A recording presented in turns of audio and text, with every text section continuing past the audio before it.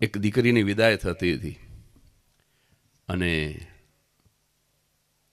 ગાડીની અંદર મોટરમાં બેસી ગયેલી દીકરી અને છેલ્લે પછી બાપને મળે દીકરી, કારણ કે બાપ સૌથી વધુ વાલો હોય માં કરતાં પણ વધારે, એટલે બાપ વિદાય કરતો હતો દીકરીને. અને એ વખતે એના બાપે એની દીકરીને કીધું કે બેટા તને યાદ છે તું 5 જ વર્ષની હતી ને આપણે તરણેતરના મેળામાં ગયા હતા અને પછી તને ખબર હોય તો સોનેરી વાળવાળી ને માંજરી આંખોવાળી એક ઢીંગલી તને બહુ ગમી ગઈ ને બેટા તને યાદ છે? તેમ કીધું કે પપ્પા મારા ઢીંગલી લેવી છે. ઓલી દીકરી કે પપ્પા હું મારા સાસરે જઉં છું, મને યાદ છે પણ અત્યારે હવે એ વાત યાદ શું કામ કરો છો? તો કે તને જો બેટા ખબર હોય તો પછી ત્યાં કીધું પપ્પા મારા ઢીંગલી લેવી છે અને મેં કીધું કે ના આ ઢીંગલી તને નહીં લઈ દઉં. પછી તું ધૂળમાં બેસી ગઈ ને રડવા માંડીને તને યાદ છે બેટા? દીકરી કે પપ્પા મને યાદ છે, તમને યાદ છે, મને યાદ છે, પણ હવે એ વખતે હું 5 વર્ષની હતી, અત્યારે હું 25 વર્ષની થઈ ગઈ, હવે હું મારા સાસરે જઉં છું, અત્યારે કેમ પપ્પા તમે એ વાત યાદ કરો છો? અને ત્યારે એ બાપે કીધું કે બેટા એ ઢીંગલી પણ હું ખરીદી ન શકું એવો નહોતો એ વખતે. ઢીંગલી ખરીદી શકું એટલા રૂપિયા તો હતા મારી પાસે, પણ કે પપ્પા અત્યારે તમે કેમ એવી વાત કરો છો? તો કે એક બાપ તરીકે મારી એવી ઈચ્છા હતી કે મારી દીકરી 5 જ વર્ષની ઉંમરથી એને ગમતી વસ્તુઓ વગર જીવતા શીખી જાય. કારણ કે ગમતી વસ્તુઓ વગર જીવવાની ટેવ પાડશે તો એ 25 વર્ષની થશે ને તો ગમતી વ્યક્તિ વગર પણ જીવતા શીખી જશે. અને 2 મિનિટ ઊભી રહે બેટા.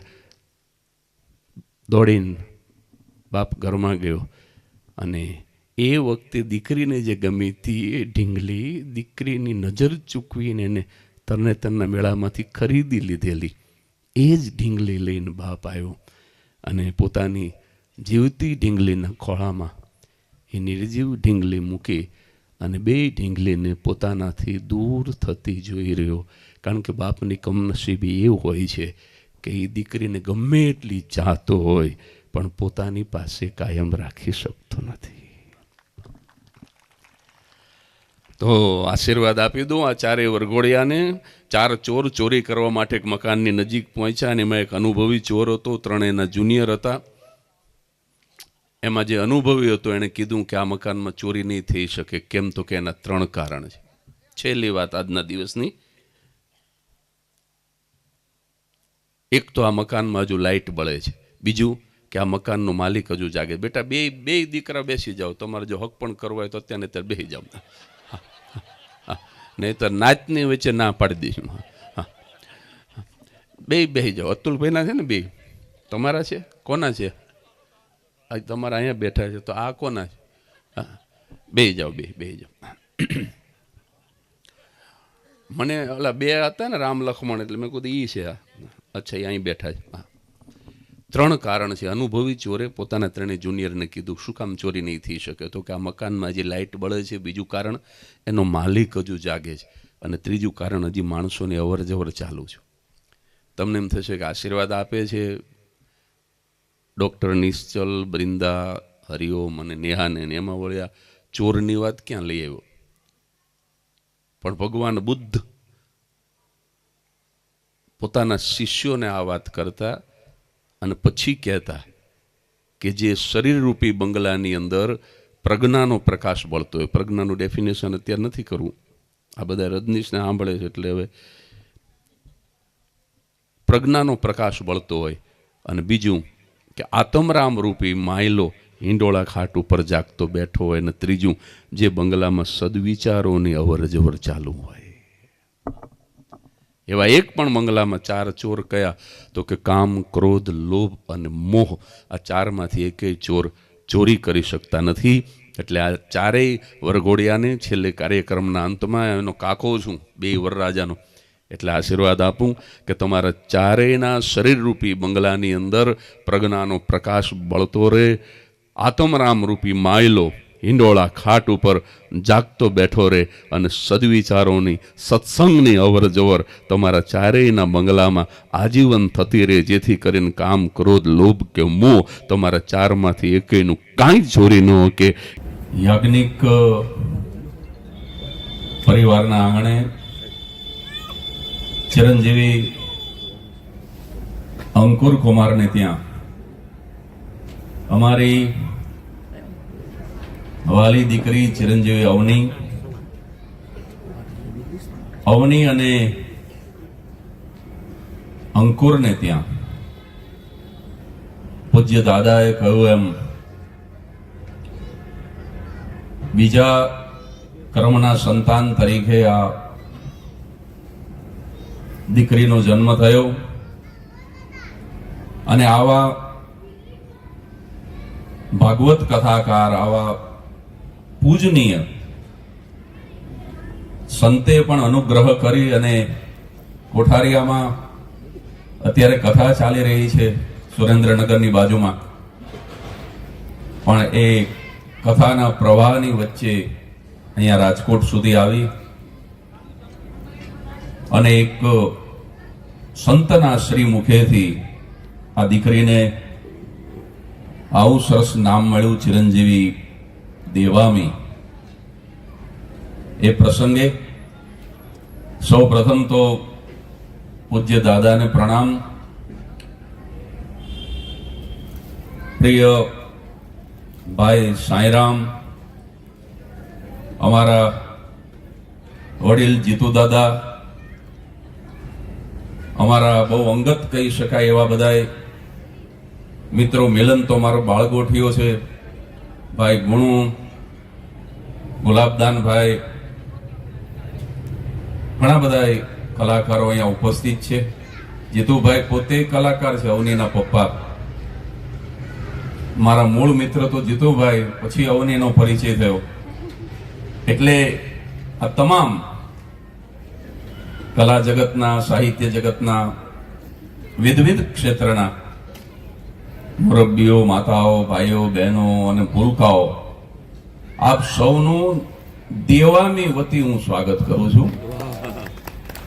અને ભાઈ સાંઈરામે કહ્યું એ રીતે નામકરણ પછી તરત જ બોલવાનો અવસર મળ્યો, એ પણ મારા માટે મારું સૌભાગ્ય કહેવાય કે પૂજ્ય દાદાએ નામ આપ્યું અને તરત જ મને મારા વિચારો વ્યક્ત કરવાનો અવસર મળ્યો છે. હું એકાદી નાનકડી વાત કરું. દાદાને અહીંથી પાછું વિદાય થવાનું છે, પણ એમણે પ્રેમથી કહ્યું કે તમે બોલી લ્યો ત્યાં સુધી હું બેઠો છું. એટલે હું એકાદી વાત નાનકડી તમારી સામે મૂકી અને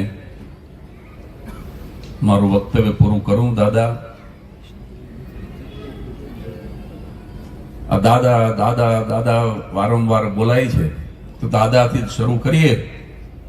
દાદાના આંગણામાં ખોળેલા આંબાનું કુણેરું તોડ્યું રે પાન, ને પરદેશી પંખીના ઉડા મુકામ, પછી માળામાં ફરક્યું વેરાન. કવિ માધવ રામાનુજની ખૂબ જાણીતી કવિતા કે દાદાના આંગણામાં ખોળેલા આંબાનું કુણેરું તોડ્યું રે પાન, પરદેશી પંખીના ઉડા મુકામ, પછી માળામાં ફરક્યું વેરાન. અને દીકરી જયારે બાપનું આંગણું છોડીને જતી હોય, મારે તો દીકરી ઉપર જ બોલવું છે, પણ આ દાદા દાદા આવ્યું એટલે અચાનક મને આ કવિતા યાદ આવી ગઈ કે દીકરી જયારે બાપનું આંગણું છોડીને જતી હોય ત્યારે શું યાદ આવે કે આંગળીએ વળગેલા સંભાયરા બાળપણા પોઢેલા હાલરડા જાગ્યા, ને મારા કુંવારા દિવસોએ ચોરીમાં આવી એ બધું ભૂલી જવાના વેણ માગ્યા. અને પછી કાજળમાં, હૈયામાં, હેથામાં સંતાતું ચોરી ગયું રે ખૂબ ભાન, મારા દાદાના આંગણામાં ખોળેલા આંબાનું આજ કોઈ કે કુણેરું તોડ્યું રે પાન.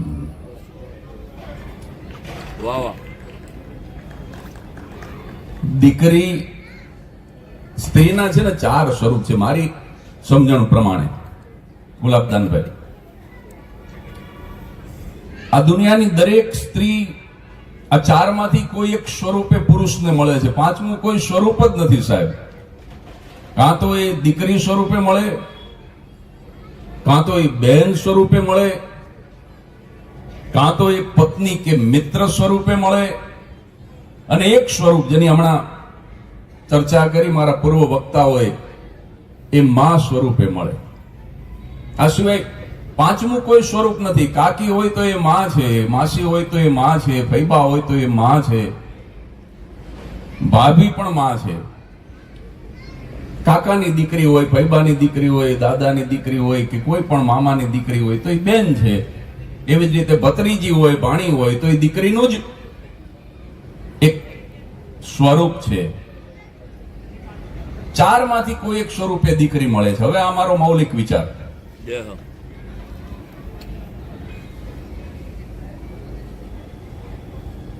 આ ચારેયમાં મને કોઈ કહેશે કે શ્રેષ્ઠ સ્વરૂપ કયું તમારામાંથી? દીકરી, બહેન, પત્ની અથવા મિત્ર અને માં. ગુણવંતે આગળ ઊંચી કરી, તું જ બોલ. દીકરી. કારણ કે ગુણવંત આવી છે, દીકરી આવી છે, ક્યાં બેઠી છે? આ બહુ તેજસ્વી દીકરી છે દાદા પ્રાંજલ ચુડાસમા. ગુણવંતની દીકરી છે અને એટલું સરસ મીઠું મીઠું બોલે છે, અને તાલીથી વધાવો દીકરીને. આ દીકરી પણ આપના જે આશીર્વાદ દેવામી માટે જે મળ્યા છે એ જ આશીર્વાદ આ દીકરી પણ સાચા સાબિત કરવા માટે જઈ રહી છે. ભવિષ્યમાં એ ગુણવંત ચુડાસમાની દીકરી તરીકે નહીં ઓળખાય, પણ ગુણવંત પ્રાંજલના પપ્પા તરીકે ઓળખાશે. એવી દીકરી. તો દીકરી એ જવાબ સાચો છે, પણ ઘણીવાર આવી રીતે જાહેરમાં પૂછીએ ને ત્યારે માણસો માં તરત જ બોલી નાખે, અને એ વાત પણ સાચી છે. પણ હવે આ મારો વિચાર આપને ગમે તો આશીર્વાદ આપજો દાદા. દીકરી કયા અર્થમાં આ ચારેય સ્વરૂપમાં શ્રેષ્ઠ છે? આ જગતમાં એવી ઘણી સ્ત્રીઓ તમને જોવા મળશે જે કોઈની માં નહીં હોય. જો આ માને બોલાવે, આ જગતમાં ઘણા એવા પાત્રો તમને મળશે, સ્ત્રી પાત્રો, જે કોઈની પત્ની નહીં હોય. આ દુનિયામાં એવી ઘણી સ્ત્રીઓ તમને જોવા મળશે જે કોઈની બેન નહીં હોય. પણ સાહેબ, એક પણ સ્ત્રી દુનિયામાં એવી નથી જે કોઈની દીકરી ન હોય. એટલે આપણે ભણવામાં દાદા સાંઈરામને તો વધારે ખબર પડે. આવી સરસ એક સંકુલ આવે છે, શાળા સુંદર, એનું સંચાલન કરી રહ્યા છે. આપણે ભણવામાં લઘુત્તમ સાધારણ અવયવ આવતું, અને એને આપણે ટૂંકામાં લસા અ કહેતા. અને એમાં 4 રકમ આપે, 3, 6, 9 અને 12. આનો લઘુત્તમ સાધારણ અવયવ શોધો એટલે એમ કે આ ચારેયની કઈ સંખ્યા વડે નિશેષ ભાગી શકાય, અને એનો જવાબ છે 3. એટલે મને એવું લાગે દાદા કે દીકરી, બેન, પત્ની અને માતાનો લઘુત્તમ સાધારણ અવયવ દીકરી છે સાહેબ. કારણ કે દીકરીને 2 વડે ગુણો તો એ બેન થઈ જાય, દીકરીને 3 વડે ગુણો તો એ પત્ની થઈ જાય, ને દીકરીને 4 વડે ગુણો એટલે એ માતા થઈ જાય સાહેબ. પણ દીકરી ચારેયમાં કોમન છે. દીકરી એ એનો લઘુત્તમ સાધારણ અવયવ છે. કારણ કે પછી એ બેન બને કે ન બને, એ પત્ની બને કે ન બને, એ માતા બને કે ન બને, પણ જે ક્ષણે સ્ત્રી જન્મે છે એ જ ક્ષણે એ દીકરી બની જાય છે. એટલે નારીત્વ અને પુત્રીત્વ આ બંને અભિન્ન છે. ચંદ્રેશનું નામ લેવાનું રહી ગયું, ચંદ્રેશ પણ અહીં બેઠો. તો નારીત્વ અને પુત્રીત્વ એ તમે જુદા ન પાડી શકો એવા તત્વ છે. એમાંનું આ એક દીકરી, જેની ખુશાલીમાં આપણે શું ભેગા થયા છીએ.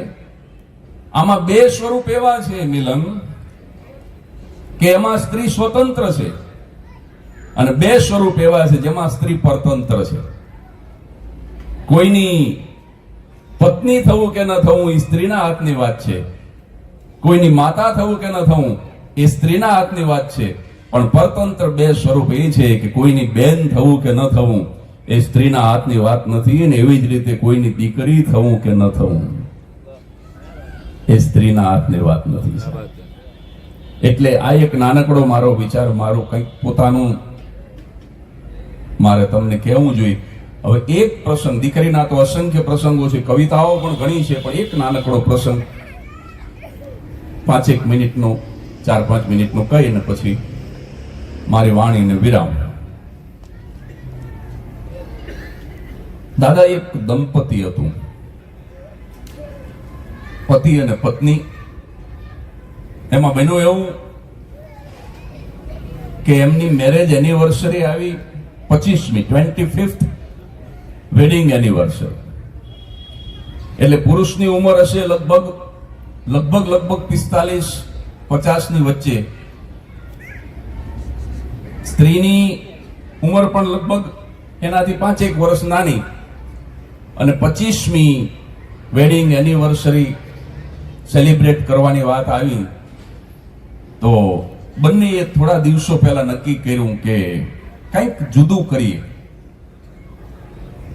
હવે અલાસ્કાની ક્રૂઝમાં નથી જવું, હવે યુરોપની ટૂર નથી લેવી, હવે સાઉથ ઇન્ડિયામાં ફરવા નથી જવું, હવે ગોવા નથી જવું. આ બધું તો જુદા જુદા દિવસોમાં કરી લીધું.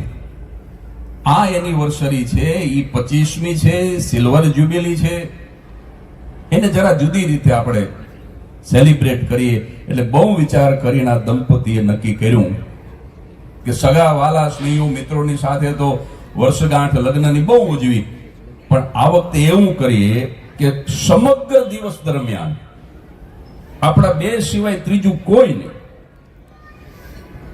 અને આવો નિર્ણય લીધો ને પછી એનિવર્સરી શરૂ થઈ એટલે તરત જ ઘર બંધ કર્યું, મોબાઈલ સ્વિચ ઓફ કર્યા, કોમ્પ્યુટર બંધ કર્યા, લેન્ડલાઈન ફોનના રિસીવર નીચે મૂકી દીધા અને ઘરની અંદર બંધ થઈ ગયા પોતાના જ નિજ ઘરમાં.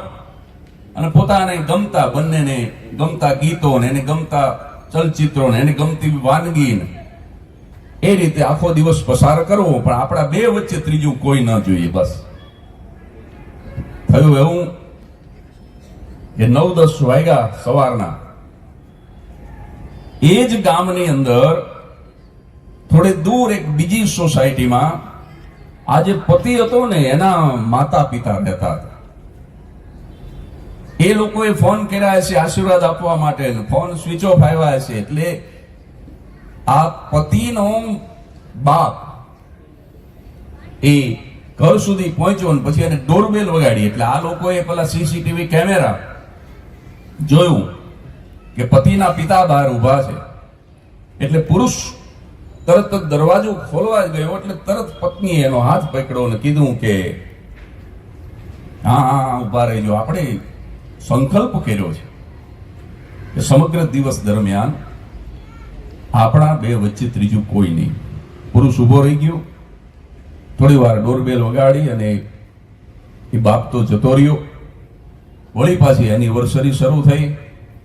બપોરના 12:30 જેવું ટાણું થયું હશે અને 3 કલાક દૂર આ પત્નીનું પિયર હતું અને એના પિતાએ એની મમ્મીએ કંઈક ફોન કર્યા હશે, ફોન નો રિપ્લાય થયા, સ્વિચ ઓફ ફોન આવ્યા. એટલે એ પત્ની જે હતી એનો બાપ 3 કલાક દૂરથી ડ્રાઈવ કરી અને પહોંચ્યો 12:30-1 વાગે. અને જ્યાં ડોરબેલ વગાડી આ લોકોએ બેલ વાગી એટલે જોયું કેમેરામાં પત્નીનો બાપ ઉભો છે. દીકરી એને બાપ તો સૌથી વધુ વાલો હોય, એ ચર્ચામાં અત્યારે નથી પડવું, પણ આ પત્ની દોડી એટલે પુરુષે બાવણું પકડ્યું અને યાદ અપાવી કે આપણે આજે નક્કી કર્યું છે કે આપણા બે સિવાય ત્રીજું કોઈ નહીં. પણ પત્નીએ કીધું કે મારા પિતાની ઉંમર 75 વર્ષની છે, એમને એક એટેક આવી ગયો છે, ડાયાબિટીસના દર્દી છે, બ્લડ પ્રેશરની તકલીફ છે. મારો બાપ બિચારો 3 કલાક દૂરથી ડ્રાઇવિંગ કરીને આવ્યો છે. હું એને અંદર પણ નહીં આવવા દઉં, હું બહાર પણ નહીં જઉં, ખાલી સહેજ બારણું ખોલી અને મને એટલું કહી દેવા દો કે આજે અમે નક્કી કર્યું છે કે અમારા બે વચ્ચે ત્રીજું કોઈ નહીં. કાલે અમે સામે ચાલીને આપણા આશીર્વાદ લેવા આવશું, પણ આજે કોઈને નહીં મળીએ, આટલું સહેજ કહી દેવા દો. એટલે પુરુષે આ પાડી એટલે સહેજ બારણું ખોલી અને દીકરીએ કીધું કે પપ્પા આજે અમે નક્કી કર્યું છે કે આજે અમે કોઈને નહીં મળીએ.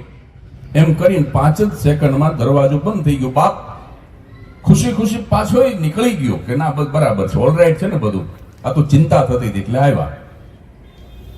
વળી પાછી એનિવર્સરી શરૂ થઈ, ખુશી ખુશી પૂરી થઈ. આ જે દંપતી હતું ને દાદા એ નિસંતાન હતું. 25મી વેડિંગ એનિવર્સરી ઉજવતું દંપતી દુર્ભાગ્યવશ નિસંતાન હતું.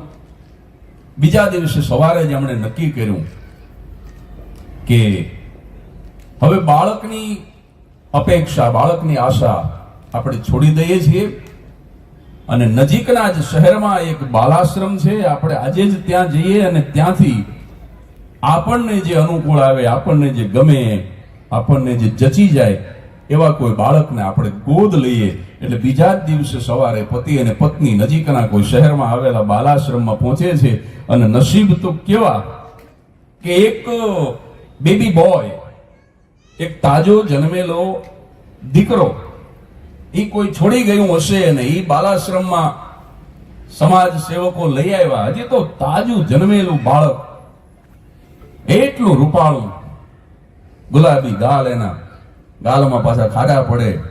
અને આ દંપતીને જોયું ને એની સામે ખડખડાટ હસવા માંડ્યું બાળક. એટલે પેલા પતિને એ બહુ ગમ્યો, એટલે મેં કીધું કે બસ આ જ દીકરો.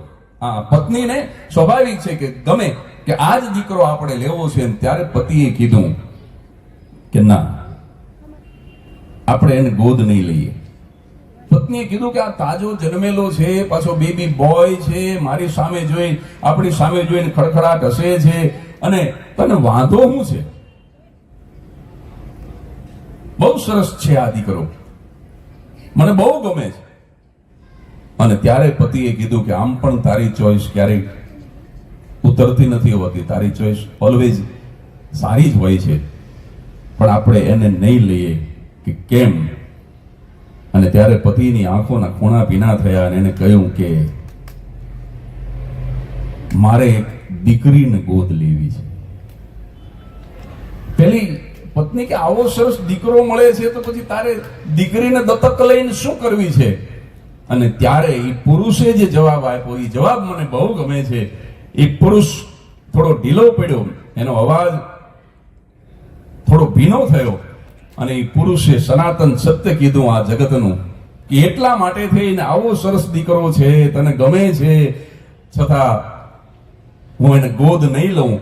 અને મારે એક દીકરીને એટલા માટે ગોદ લેવી છે કે ઈ દીકરી 20, 22 કે 25 વર્ષની થાય અને પછી સારો વર શોધી અને આપણે એને સાસરી વિદાય કરીએ અને ઈ દીકરી જ્યારે પોતાની 5મી કે 10મી વેડિંગ એનિવર્સરીને સેલિબ્રેટ કરતી હોય અને એ વખતે 80-85 વર્ષનો હું અને 80 વર્ષની તું આપણે સેલ્ફ ડ્રાઈવ કરી અને જ્યારે એને આશીર્વાદ આપવા જઈએ ને, ત્યારે મને શ્રદ્ધા છે કે દીકરી દરવાજો ખોલશે. સાહેબ, દીકરો દરવાજો ખોલે કે ન ખોલે, પણ મને પૂરો ભરોસો છે કે દીકરી દરવાજો ખોલશે.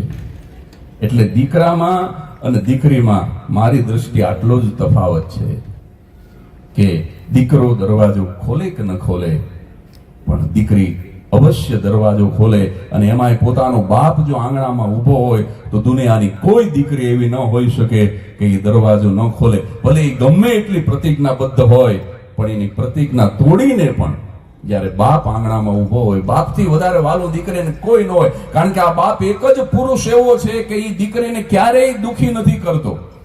પતિ દુખી કરી શકે, ભાઈ દુખી કરી શકે, દીકરો દુખી કરી શકે, પણ આ એક જ પાત્ર સંસારમાં એવું છે સાહેબ, સ્ત્રી માટે, કે એનો બાપ નેવર ક્યારેય એને દુખી ન કરી શકે. દુખી દીકરી થતી હોય એવી કલ્પના પણ ન કરી શકે. આવો એક સંબંધ છે. એટલે એ પુરુષ બોલ્યો કે મારે દીકરીને ગોદ લેવી છે. તો દાદા, એક પણ સંતાન ન હોય અને દીકરો મળતો હોય ગોદ, અને છતાંય દંપતીએ સમજણપૂર્વક દીકરીને ગોદમાં લીધી. તો આ કેવો ભાગ્યશાળી પરિવાર છે કે ભગવાને 2 વખત એમને દીકરીનું દાન કર્યું. ભગવાને 2 વખત એમને દીકરી આપી, આવી સરસ દેવીમાં જેવી દીકરી આપી. એટલે બસ વિશેષ કશું જ નથી કહેતો. અને એક નાનકડી ટકોર આ પ્રસંગના અંતે વિનમ્રતાથી સમાજને કરવા માંગુ છું કે પતિ જો એના મા બાપને મળવા માટે અધીરો થયો હોય તો બહેનોએ બાવડું ન પકડવું. વાહ વાહ વાહ જગદીશભાઈ. પતિ જ્યારે દરવાજો ખોલવા જતો હોય ત્યારે બકા કહીને બાવડું ન ચાલવું. આ માત્ર આ સ્થૂળ આ પ્રસંગની અંદર જે ઘટના છે એ સ્થૂળ ઘટનાની વાત નથી કરતો સાહેબ. જો તમારે તમારું પુત્રીત્વ, જો તમારે તમારું નારીત્વ, જો તમારે તમારું પત્નીત્વ, તમારું ભગિનીત્વ, તમારું માતૃત્વ, જો તમારે પૂરા અર્થમાં આ નિયતિની સામે સિદ્ધ કરવું હોય તો બહેનોને એક વિનમ્ર પ્રાર્થના છે કે પતિ જ્યારે મા બાપને મળવા જતો હોય ત્યારે મહેરબાની કરીને એનું બાવડું ન પકડવું, એને મળવા દેવો. કારણ કે જ્યાં જ્યાં પણ એણે બાવડું પકડ્યું છે ત્યાં સાહેબ નારીત્વ થોડુંક નંદવાઈ ગયું છે. સ્ત્રી માતૃશક્તિ છે, માતૃદેવો ભવ, પણ જ્યાં જ્યાં આ મા બાપ અને પતિની વચ્ચે જ્યારે અવરોધ નાનકડો પણ ઉભો થયો છે કોઈ સ્ત્રી દ્વારા, ત્યારે આપણને એમ લાગે કે આ કદાચ સંપૂર્ણ નારીત્વ નથી. એટલે બહેનો તો સંસ્કારી છે અને સમજદાર છે. બસ વિશેષ કશું જ નથી કહેતો, મારી વાતને પૂરી કરું એક શેર સાથે. વિનોદ જોશી નહીં, વિનોદ આપણા વ્યાસ સુરેન્દ્રનગરની અંદર રહેતા અને અત્યારે વડોદરા છે, બેંકમાં નોકરી કરતા, અત્યારે બરોડા નિવૃત્ત જીવન ગાળે છે. એ વિનોદ વ્યાસનો એક શેર 2 જ લીટીનો અને પછી મારા વક્તવ્યને વિરામ. દાદા એને પ્રેમ શબ્દને ધ્યાનમાં રાખી અને હિન્દીમાં, આમ તો ગુજરાતી કવિ છે વિનોદ વ્યાસ, પણ એને હિન્દીમાં એક બહુ સરસ શેર લખ્યો છે. પ્રેમ શબ્દ મગજમાં રાખજો કે પપ્પા કા પ પહેલા હૈ. પ અને મ માંથી પ્રેમ બને છે. એમાં કવિ એમ કે છે કે પપ્પાનો પ પહેલો, કારણ કે મેં કહ્યું ને કે બાપ જ વધારે વાલો હોય માં કરતા, દરેક સ્ત્રીને, દરેક દીકરીને. પપ્પા કા પ પહેલા હૈ और मम्मी का म दूसरा. પ અને મ માંથી પ્રેમ બને છે. એમાં મારા બાપનો પ પહેલો, માનો બીજો, પણ પ્રેમ તો અઢી અક્ષરનો શબ્દ છે, ઢાઈ આખર, તો અડધો અક્ષર ક્યાં? અને હવે શેર પૂરો કરે છે કવિ વિનોદ વ્યાસ કે પપ્પા કા પ પહેલા है और मम्मी का म दूसरा, बीच में मैं आधी हूं, मुझको ले जाए कोई तीसरा. વચ્ચે હું અધૂરી છું, હું તો પારકા ઘરે જવા સર્જાયેલી છું, હું કોઈ ત્રીજાની સાથે જવા સર્જાયેલી છું. બીચ મેં આધી હું, મુझको ले जाए कोई तीसरा. એટલે આ પણ સ્ત્રી માટે એક નિયતિ છે કે એને મા બાપ ગમે એટલા વાલા હોય, મા બાપને દીકરી ગમે એટલી વાલી હોય, પણ એને કોઈ નવા જ ઘરે જવાનું હોય છે. તો દેવીમાં પૂજ્ય દાદાના આશીર્વાદ પ્રમાણે એ ખૂબ જ સફળ થાય, સુફળ થાય, સુખી થાય અને મા બાપનું નામ રોશન કરે એવી શુભકામના સાથે હું મારી વાણીને વિરામ આપું. Thank you very much. અને બ્રાહ્મણનો દીકરો છું, જો એક વખત હાથ ઊંચા કરી અને જો નમઃ પાર્વતી બોલી નાખો તો હું બહુ રાજી થઈશ. અને અહીંયા મારા શબ્દોને વિરામ. ઓમ નમઃ પાર્વતી પતે હર હર મહાદેવ હર